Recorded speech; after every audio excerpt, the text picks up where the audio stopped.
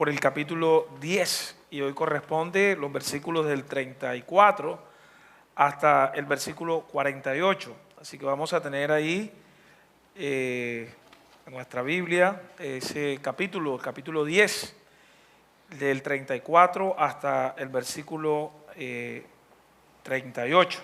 ¿Sí? Bien, estamos listos.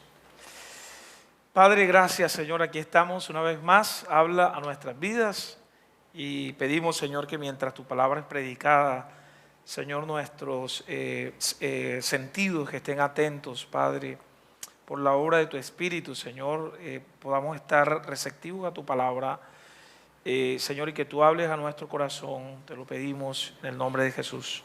Amén. Amén. Bueno, como les decía, vamos a continuar con el capítulo 10 del libro de los Hechos. El título de esta enseñanza es El Espíritu que mora en los creyentes. El Espíritu que mora o que habita en la vida de los creyentes. En otras palabras, si usted se ha arrepentido de sus pecados, si usted ha puesto su fe en el Señor Jesucristo, eso significa entonces que el Espíritu Santo de Dios, la tercera persona de la Trinidad, mora en usted, habita en usted, aunque no lo crea. De hecho, la Biblia dice que el Espíritu Santo de Dios habita en nosotros y cuando nosotros fallamos, cuando nosotros pecamos contra Dios, si realmente Cristo está en nuestras vidas, dice que el Espíritu Santo de Dios se entristece. No sé si a usted le habrá pasado cuando usted es consciente de que ha hecho algo que ha ofendido el nombre de Dios, se siente como triste, como algo. No sé si a usted le pasará eso, a veces no puede dormir o se levanta como cansado, pensando que ha fallado a Dios, ¿verdad? Si realmente Cristo está en su vida. Si no está, usted se levanta normal y piensa que es normal, ¿no? Ya pequé, ¿qué pasa? Todos somos pecadores a la final, pero no es así. En los primeros versículos de Hechos capítulo 10 estuvimos estudiando cómo el Espíritu Santo extiende el mensaje del Evangelio a otras etnias no judías, es decir, a los gentiles, ¿verdad? Estuvimos estudiando cómo Cornelio, que era este centurión romano, que era un oficial romano, recibe una visión de parte de Dios. Y en esa visión de parte de Dios, el ángel le dice a Cornelio que busque a Pedro, que se encontraba en otro lugar, ¿verdad? En Jope se llamaba, el lugar donde estaba Pedro, y que él se encontraba en una casa de un tal Simón el curtidor. Le da el nombre, la dirección, el Espíritu Santo no se equivoca. No, es que la hermanita por allá de vestido rojo, no.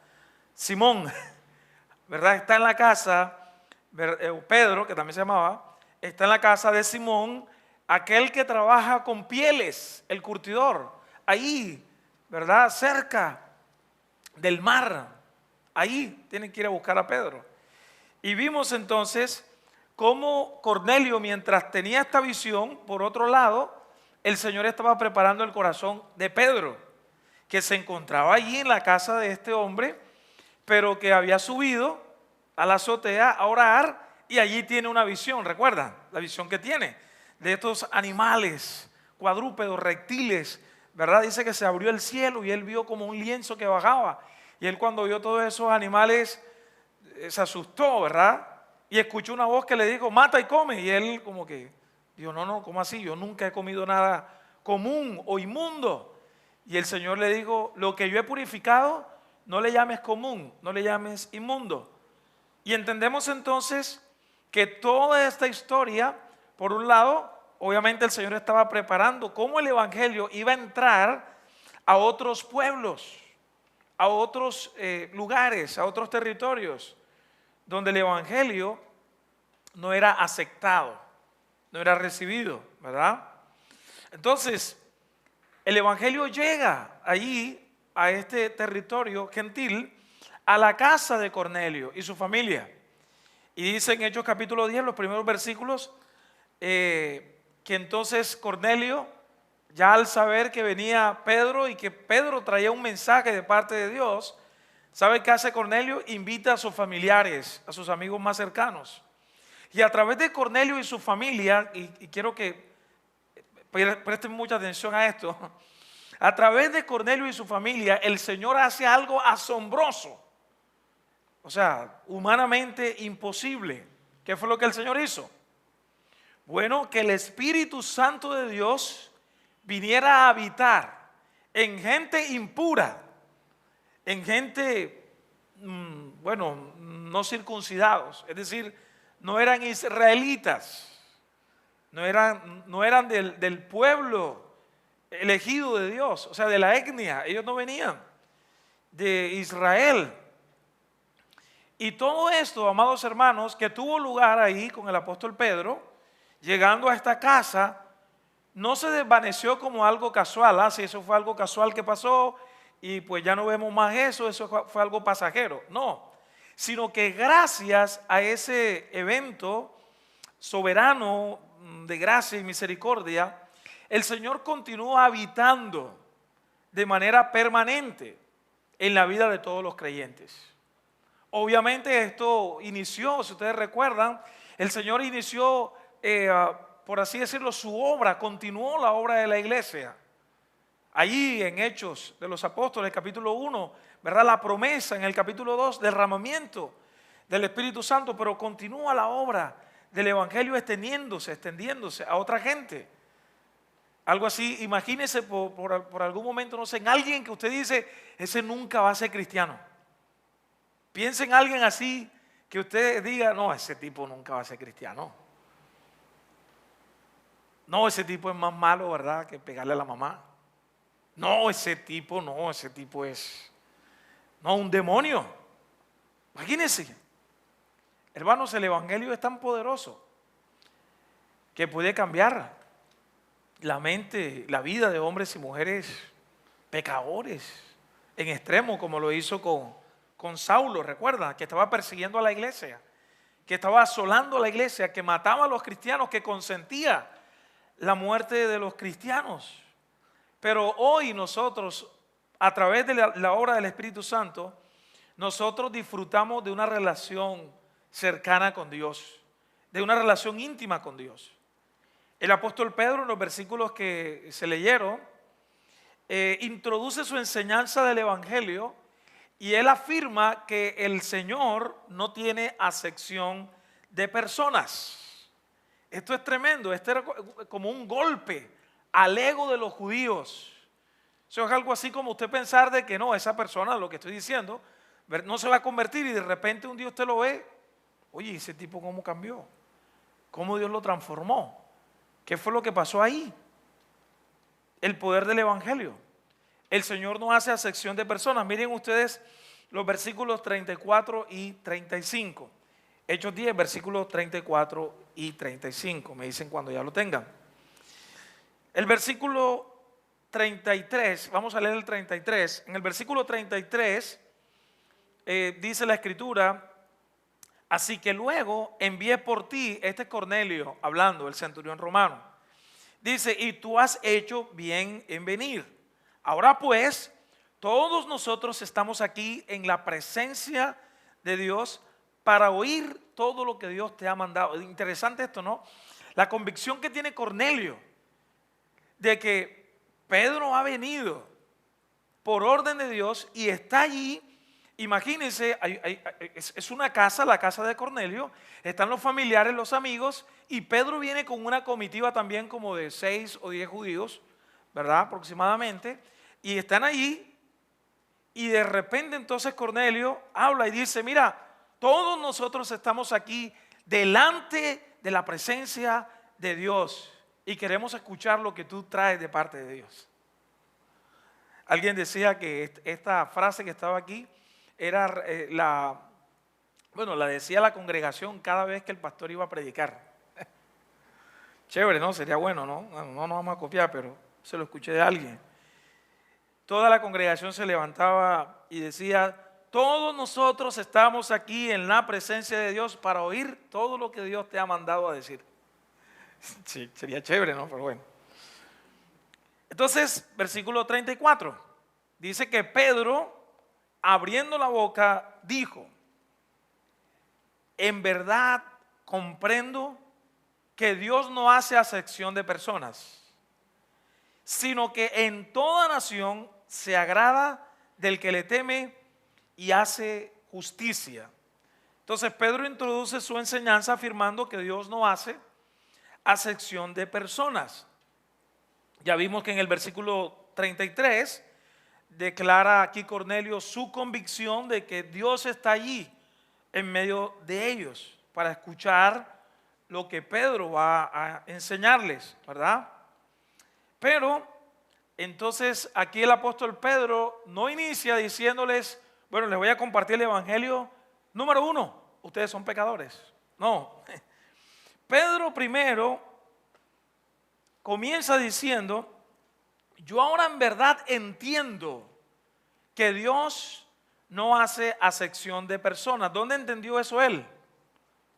Cuando tuvo la visión, ¿verdad? Cuando estaba ahí orando delante de Dios, pero él no entendía lo que estaba pasando. Hasta después ya del encuentro, ya él comienza a entender qué es lo que Dios está haciendo. Es interesante que ese término de acepción de personas se traduce de un término griego, tomador de rostro. Cuando yo vi esa expresión, tomador de rostro, ¿qué significa eso?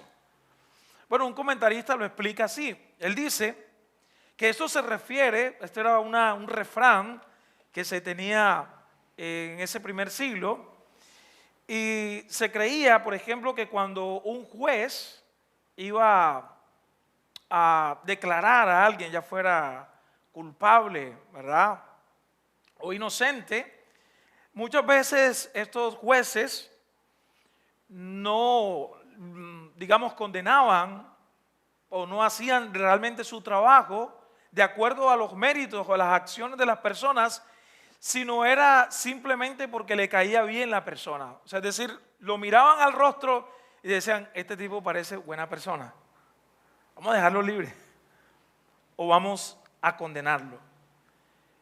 Pues la Escritura dice que el Señor no tiene acepción de personas.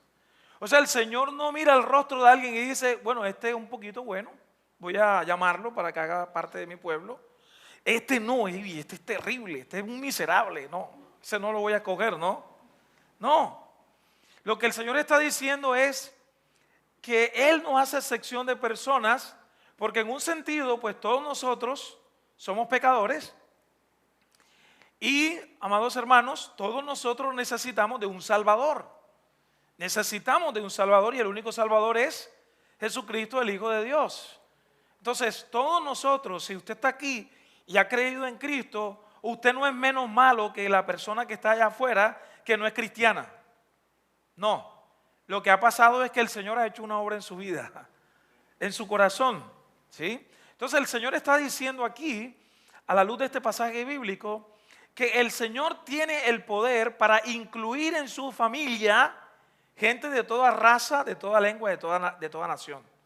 Él no hace acepción de personas. Es decir, el amor del Señor por su pueblo es un amor soberano, es un amor puro, es un amor libre. De hecho, Efesios capítulo 1 dice que Él nos ama a nosotros o ama al pueblo de Dios por su libre voluntad, por su beneplácito. En otras palabras, porque a Él le dio la gana, porque a Él le agradó. O sea, ¿qué vio Dios en usted? Algo bueno por allá como para escogerlo y que usted viniera y hiciera parte del pueblo de Dios. No, porque si Dios ve algo bueno en usted, entonces dice: ah, no, este es bueno, ¿verdad? Pero no, todos nosotros no somos buenos, somos pecadores. Hay alguien que es bueno, completamente, perfectamente bueno, moralmente. ¿Quién es? Es Cristo, hermanos. Entonces el apóstol Pedro aprendió que el Señor no hace acepción de personas. En el versículo 34 y 35 él dice: ahora en verdad entiendo. O sea, él no entendía. Ahora yo entiendo que Dios no hace acepción de personas. Ahora, estos dos versículos pueden ser malinterpretados. Porque hay personas que toman estos versículos y dicen: mira, ahí está, ¿ve? El Señor no hace acepción de personas. Eso quiere decir que todos vamos a ir al cielo. Que todas las religiones conducen a Dios. No, hermanos, la única esperanza de salvación es Jesucristo. Y si tú te arrepientes y pones tu fe en el Señor Jesucristo, entonces tú vas a pertenecer, vas a ser parte del pueblo de Dios. Eso es. Ahora, hermanos, lo que Jesús hizo a través de su vida, a través de su muerte, resurrección, fue totalmente único. Fue único, ¿sí? Y lo sabemos por las Sagradas Escrituras, pero también por la obra del Espíritu Santo en nuestros corazones. En segundo lugar, no debemos entender tampoco que Pedro está negando aquí que la justificación, hermanos, y quiero decir con esto, es decir, esa declaración de inocencia porque usted se ha arrepentido de sus pecados, Pedro no está diciendo, no está negando la justificación por la fe. O sea, es decir, hermanos, usted un día va a entrar a la presencia de Dios no por lo que usted haya hecho, sino ¿por qué? Por la obra del Señor Jesucristo. Pero es que el apóstol Pedro aquí está hablando de una obediencia también. Pero es que la obediencia es un fruto realmente de la fe en Cristo. Si usted es cristiano, entonces usted tiene que obedecer. ¿Por qué? Porque es cristiano. Porque se ha arrepentido de sus pecados, porque hay una relación con su Padre. Ahora, más tarde sabemos que el apóstol Pablo va a responder de manera muy explícita, muy clara. El apóstol Pablo dice que nadie será justificado o nadie es justificado por sus obras, sino que todo aquel que es justificado, en otras palabras, recto moralmente, como si nunca hubiese cometido un pecado, todo eso es por la obra del Señor Jesucristo. Amén. Así que entonces el apóstol Pedro está reconociendo la verdad bíblica de que obviamente esta fe verdadera tiene un fruto también, y es el fruto de la obediencia, como lo dice también Santiago en el capítulo 2, ¿verdad? Se habla de una fe viva, pero que tiene esa fe, o sea, hermanos, la fe verdadera, la fe que justifica es una fe, pues también, hermanos, vivificante, si pudiéramos decirlo de esa manera. La fe que justifica es una fe que se evidencia por medio de las obras, de sus obras. O sea, usted no es cristiano porque usted hace obras y entonces las obras de alguna manera son méritos para que el Señor lo reciba y diga, este es mi hijo. No es así. Sino que usted tiene una relación con Cristo y de esa relación que usted tiene con Cristo le lleva a andar en esas buenas obras. Eso está claro, ¿no? Pedro está hablando ahí de esa manera y está diciendo que, bueno, esta fe que salva es una fe que se requiere pues también ver evidencias, y esas evidencias son los frutos espirituales, ¿verdad? Esa fe justificada es una fe probada, es una fe genuina por medio de las obras. Así que esto prepara el escenario entonces para que el apóstol Pedro les recuerde a esta audiencia cómo fue que llegó el evangelio, ¿verdad? A el pueblo de Israel con la vida y con el ministerio del Señor Jesucristo. O sea, cómo fue que ellos comenzaron a escuchar el evangelio. Bueno, estamos hablando de cuando el Cristo encarnado apareció predicando el evangelio del reino de Dios. ¿Recuerdan? Dice que él vino predicando el evangelio del reino de Dios. Y entonces en los versículos 36 al versículo 38, lean conmigo, Hechos 10, 36 al 38, Lucas, que es el escritor del libro de los Hechos, dice: en cuanto a la palabra que envió a Israel, predicando las buenas noticias de paz por medio de Jesucristo, Él es Señor de todos. Vosotros mismos sabéis lo que sucedió en toda Judea, desde Galilea, después del bautismo que proclamó Juan, cómo Dios ungió a Jesús de Nazaret con el Espíritu Santo y con poder. Él anduvo haciendo el bien y sanando a todos los oprimidos por el diablo. ¿Por qué? Porque Dios estaba con él. Entonces ya aquí el apóstol Pedro comienza a hablar la palabra de Dios. Y para empezar, Pedro caracteriza el evangelio del Señor Jesucristo según el versículo 36, hablando de las buenas noticias de la paz. Cómo el Señor Jesucristo comenzó a predicar a los suyos. Recuerdan, a los suyos vino y los suyos no le recibieron. ¿Cuál fue el mensaje del Señor Jesucristo? Bueno, Él vino predicando las buenas noticias de paz. Pero ¿cuáles eran esas buenas noticias de paz? No es las buenas noticias de paz en el sentido de reconciliarnos entre dos hombres, ¿verdad? No, esas noticias de paz tienen que ver con la reconciliación entre el hombre con Dios. O sea, el hombre con el pecado está alejado de Dios y tiene que haber una reconciliación. Y por eso Jesucristo vino anunciando el evangelio de la paz. O sea, esa buena noticia de la paz se refiere entonces a la paz salvadora. O sea, no es a la paz de reconciliarnos entre dos hermanos, ¿no? Ahora, obviamente sabemos que el evangelio hace eso, trae reconciliación, ¿no? Pero, para que sepan eso, ¿no? Aquí Pedro está hablando de esa paz reconciliadora que solamente encontramos en el Señor Jesucristo. Muy bien. Entonces, Pedro luego comienza a hacerle una presentación. Recuerden ustedes que esta es una casa gentil, no son judíos los que están ahí, aunque Pedro ha venido con una comitiva judía, pero Cornelio tiene a su familia, a sus amigos ahí que no son judíos, y Pedro comienza a hacer una presentación aquí magistral del evangelio. Y miren, Pedro comienza a hablar de la vida, comienza a hablar del ministerio, comienza a hablar de la muerte y de la resurrección del Señor Jesucristo. Eso lo vemos desde el versículo 37 hasta el final, versículo 43. ¿Cómo comienza su discurso? Pedro comienza reconociendo que los presentes ya tenían conocimiento acerca del Señor Jesucristo. Es decir, los gentiles, recuerden ustedes que la fama del Señor Jesucristo se había expandido por muchos lugares. ¿Sí? Muchos habían escuchado acerca de Jesucristo. Muchos habían escuchado, se habían informado, otros habían hablado. Mira, ese Jesús sanó a tal persona. Mira cómo habla con autoridad. Habla con poder, no como los fariseos, no como los escribas.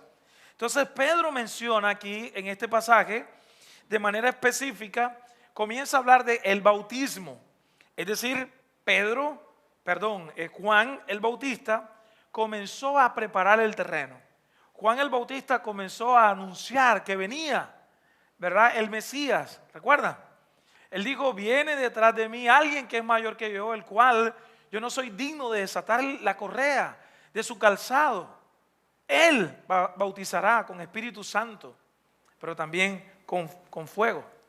Así que Pedro aquí menciona específicamente la manera en la que, Juan el Bautista comienza a predicar y comienza a hablar del bautismo. Un bautismo que señalaba un arrepentimiento. Pero si ustedes recuerdan, el Señor Jesucristo fue bautizado, ¿verdad? ¿Quién bautizó al Señor Jesucristo? Juan el Bautista. Así que Pedro entonces menciona allí el bautismo de Juan, pero también menciona la unción del Espíritu Santo. O sea, cómo Jesús fue ungido con el Espíritu Santo y su labor liberadora en los versículos 37 al 38. ¿Qué hace Jesús? Sana a las personas que están enfermas, pero también liberta a las personas que están poseídas por demonios. ¿Sí notan? Así que Pedro hace toda esta presentación, la vida, el ministerio, la muerte y la resurrección del Señor Jesucristo. Y es importante entender esa palabra cuando dice que Jesús fue ungido. O sea, esa palabra ungido es una palabra que en hebreo es Mesías, para hablar del Señor Jesucristo como el Rey. ¿Sí? Pero también la palabra Cristo también se usa mucho para hablar de Mesías. O sea, tanto la palabra en hebrea, Mesías, como la palabra griego, hacen referencia, amados hermanos, a Cristo como el Hijo de Dios, como el Hijo eterno de Dios, como el Rey que vino del cielo a la tierra a hacer la obra, la misión que el Padre le había encomendado. Amén. Así que dice que el Espíritu Santo ungió también el Espíritu Santo ungió al Señor Jesucristo. Y eso hace referencia también en un sentido como Jesús fue preparado para cumplir con su ministerio. Si ustedes recuerdan, cuando Jesús estaba siendo bautizado, se escuchó una voz del cielo, ¿recuerdan? Que decía: ese es mi Hijo amado, en él tengo complacencia. Esa fue una declaración del Padre, en la que el Padre está diciendo, Él está declarando que Él es el ungido. A Él tienen que escuchar. Él es el Hijo de Dios, ¿verdad? Entonces debe de ser bien claro eso, ¿no? Cuando dice que Jesús es el Mesías, en otras palabras también se puede decir que Dios el Padre dio esa declaración, ¿no?, legal, de que Jesús es el Mesías prometido, el Rey prometido. Así que enfatiza entonces la designación especial de parte de Dios. ¿A qué vino Jesús? ¿A qué vino Jesús? Vino a salvar a su pueblo. ¿Y qué hizo Jesús? ¿Y qué está haciendo el Señor Jesucristo actualmente? Bueno, Jesús vino, predicó las buenas nuevas del Evangelio, sanó a los enfermos como señal de que Él es el Hijo de Dios, pero Él está en los cielos y sigue trabajando a nuestro favor. Amén. Así que el ministerio del Señor Jesucristo, amados hermanos, no fue un ministerio compasivo solamente, un ministerio terapéutico, o sea, es decir, Jesús estaba aconsejando a las personas y sanando solamente. No, recordemos, Jesús vino a vencer, a deshacer, dice la Biblia, las obras de las tinieblas. Jesús con su presencia asedió las puertas del infierno. Si ustedes recuerdan, por ejemplo, en el Antiguo Testamento, cuando se habla de Yahweh, cuando se habla de Dios el Padre, recuerdan ustedes que estaban todos estos enemigos del pueblo de Dios, los profetas de Baal y todas estas ideas de ídolos y todo esto, ¿verdad? Y ustedes recuerdan cómo los profetas de Dios como Elías y como Eliseo desafiaron a todos estos enemigos. Bueno, en ese sentido se estaba librando una batalla, y en esa batalla siempre Dios salió victorioso. ¿Sí recuerdan ustedes cuando estaban allí los profetas estos de Baal, ¿verdad? Y Elías se está burlando de ellos porque ellos comienzan a clamar y a orar, bueno, supuestamente a sus dioses. Sus dioses no responden. Y Elías dice, no, de pronto se fueron de vacaciones, ¿no? Y después entonces Elías dice, bueno, ahora yo voy a clamar y vamos a ver cuál es el Dios verdadero. Y ustedes recuerdan lo que pasó, ¿no? Elías clamó a Dios y Dios respondió y envió fuego. Tremendo, ¿no?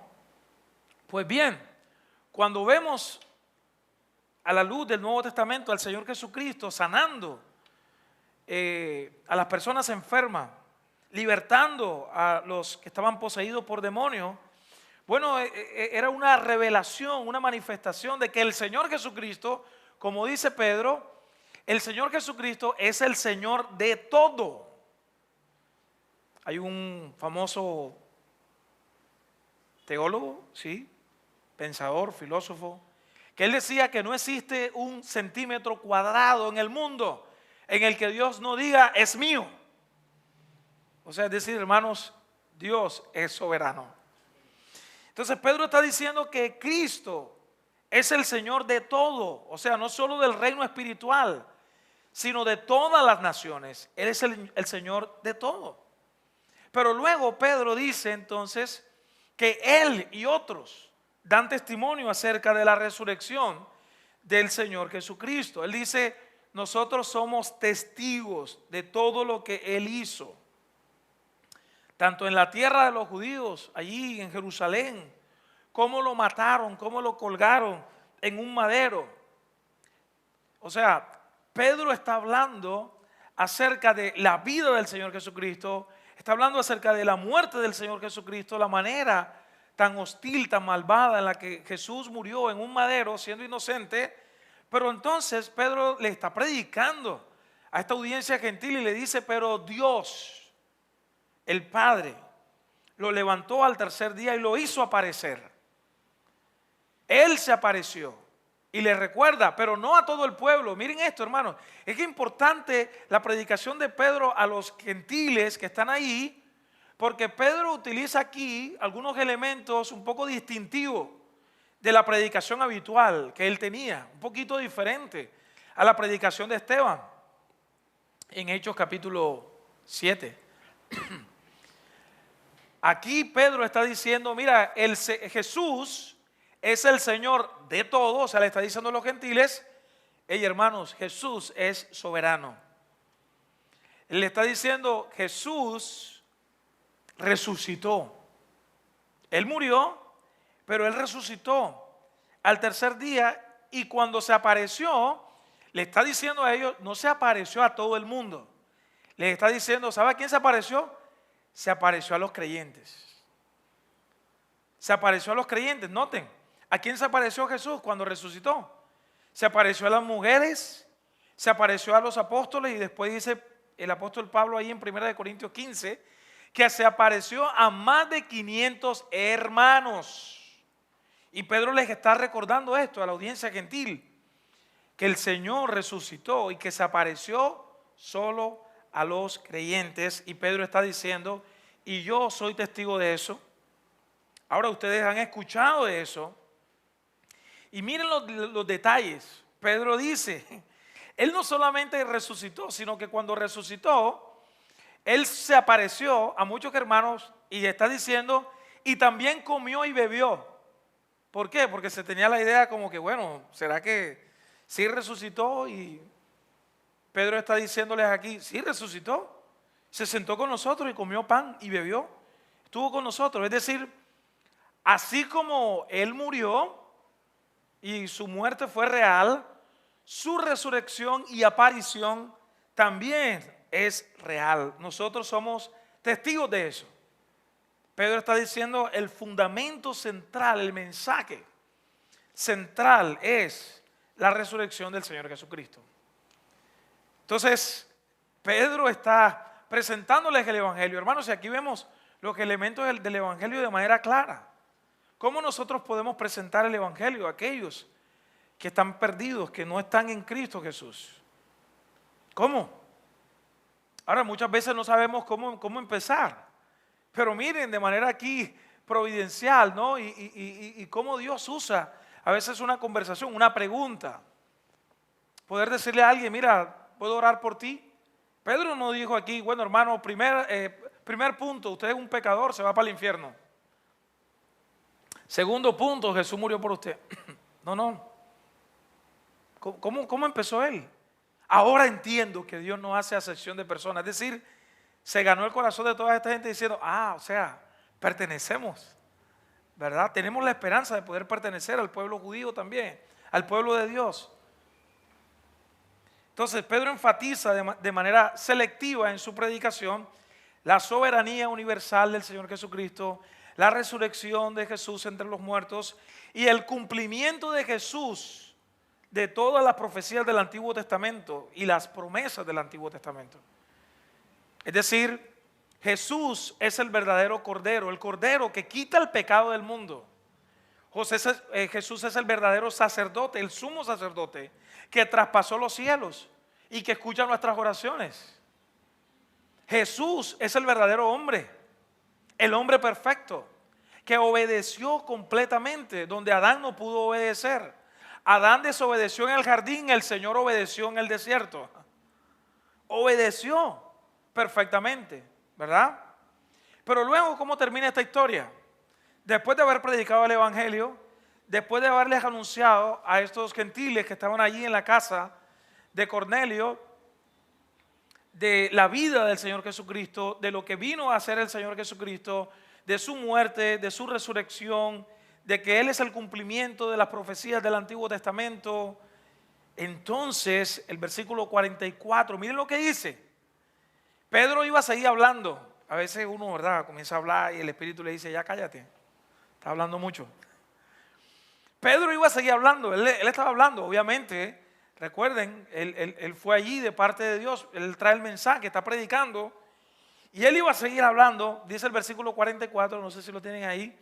Mientras Pedro decía todas estas cosas, el Espíritu Santo hizo ahí una pausa. Interrumpió a Pedro y mire lo que ocurrió. El Espíritu Santo cayó sobre todos los que oían la palabra de Dios. ¿Qué fue lo que ocurrió? Pedro había sido el único de los judíos que estaban ahí en la casa de Cornelio. Obviamente el único que había visto en visión este mensaje que el Señor le estaba dando, que los gentiles iban a ser parte del pueblo de Dios. Entonces aquí el Señor lo que hace es traer una señal. Escuchen esto, hermanos.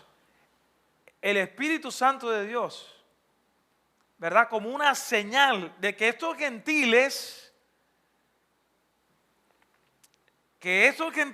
otra vez repito, ¿verdad?, son parte del pueblo de Dios al depositar su fe en el Señor. ¿Recuerdan ustedes Hechos capítulo 2 cuando el Espíritu Santo vino? Dice que habían como ¿cuántos reunidos? Como 120 reunidos, ¿verdad? Pero ahora aquí el Espíritu Santo de Dios es derramado sobre gentiles, es decir, sobre gente que no era de nacionalidad judía. Y esto es bien importante. ¿Por qué? Porque lo que se está diciendo aquí, que el Espíritu Santo de Dios no es para un grupito en especial, hermanos. Por eso el título en esta noche. El Espíritu Santo de Dios mora en la vida de los creyentes. Sea usted, bueno, yo sé que aquí no hay nadie rico, ¿no? Bueno, espiritualmente, todos somos ricos.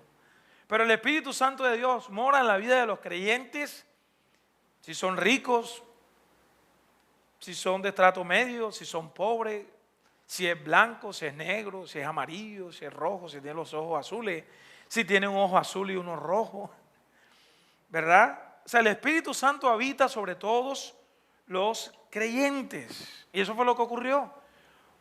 Imagínense ustedes esa escena, cuando el Espíritu Santo fue derramado sobre la vida de estos gentiles. Imagínense lo que estarían pensando los judíos que estaban ahí.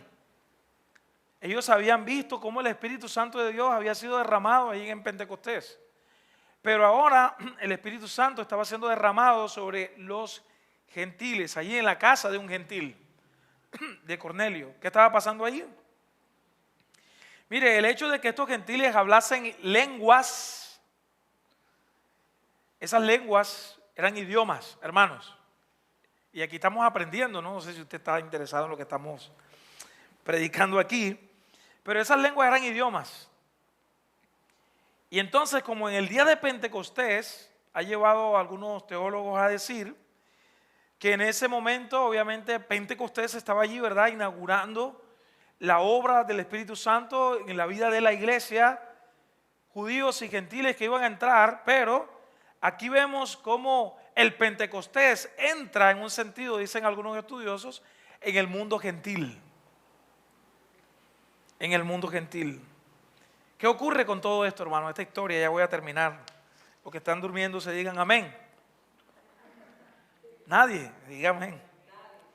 Bueno, ¿qué hace el Espíritu Santo? Dijimos el miércoles pasado. Las barreras culturales fueron separadas por la obra del Espíritu Santo. Lo dijimos, ¿no? ¿Recuerdan ustedes que antes, en el Antiguo Testamento, habían unas separaciones? Habían unas separaciones. Por ejemplo,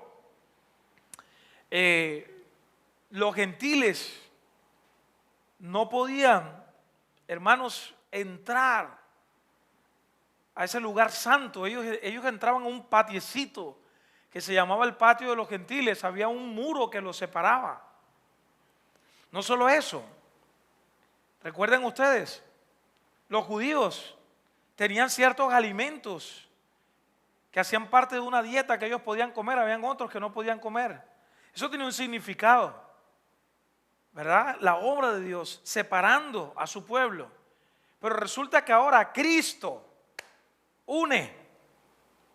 Y entonces, amados hermanos, si ya no hay esa barrera de separación, eso significa que somos uno en el Señor Jesucristo.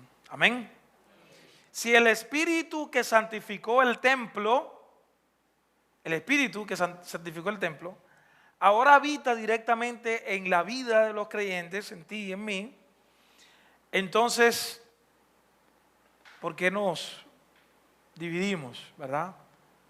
¿Por qué ese orgullo y ese pleito y esa contienda de unos creerse mejores que otros? ¿Cómo termina el versículo 46, 47?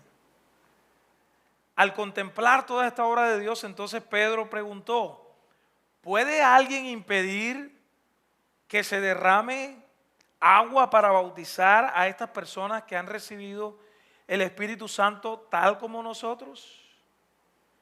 ¿Puede alguien impedir que se derrame agua?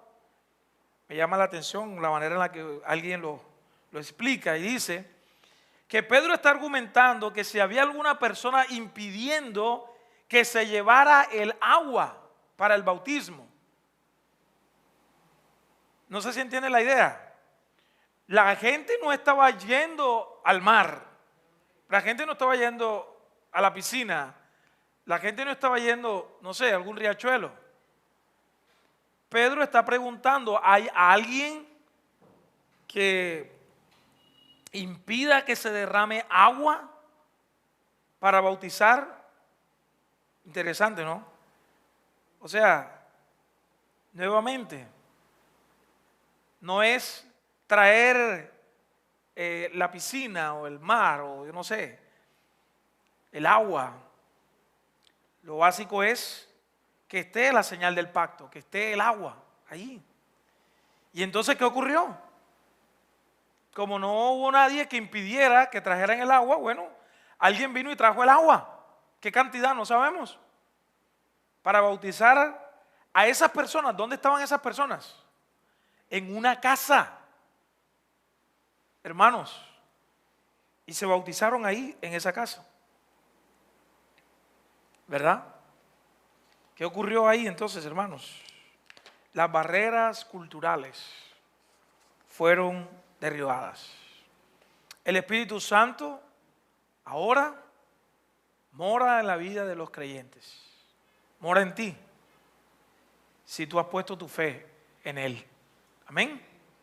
Hermanos, que este pasaje nos ayuda a nosotros a ser más humildes, ¿no? A ser más humildes.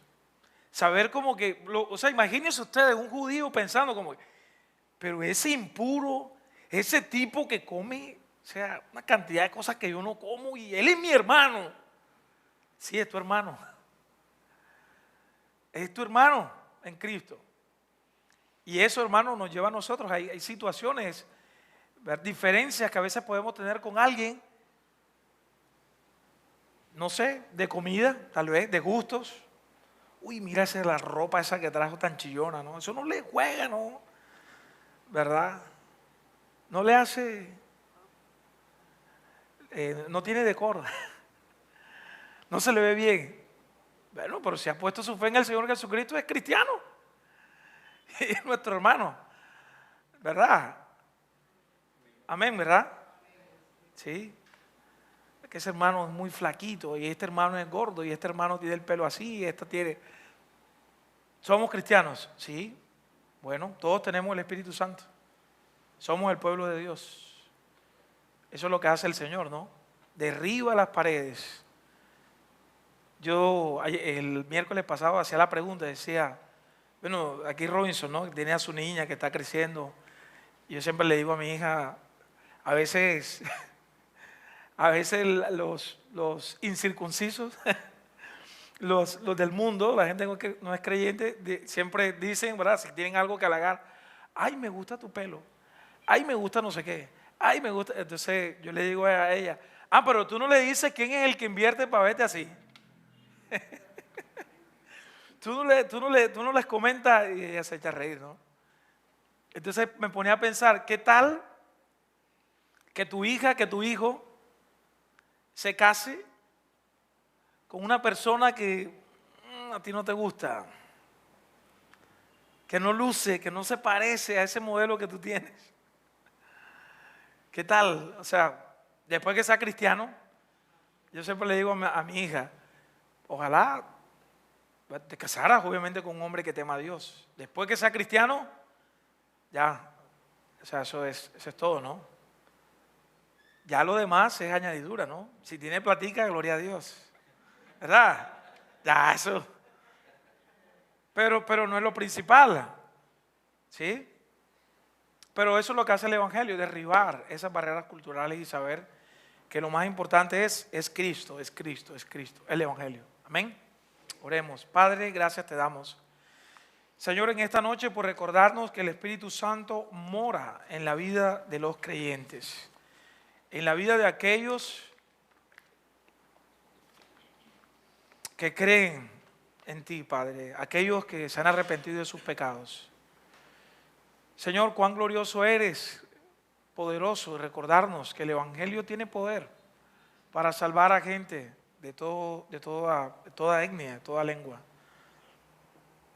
Oh Señor, tú eres poderoso para salvar. Señor, así como Pedro, tal vez nosotros a veces dudamos de tu obra poderosa. Pedro dijo, ahora entiendo, ahora comprendo que tú no haces acepción de personas. Señor, ayúdanos a comprender las maravillas del Evangelio.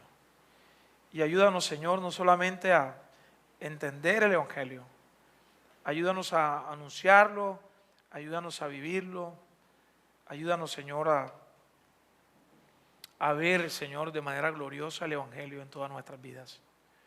Oramos, te damos gracias en nombre de Jesús. Amén, amén.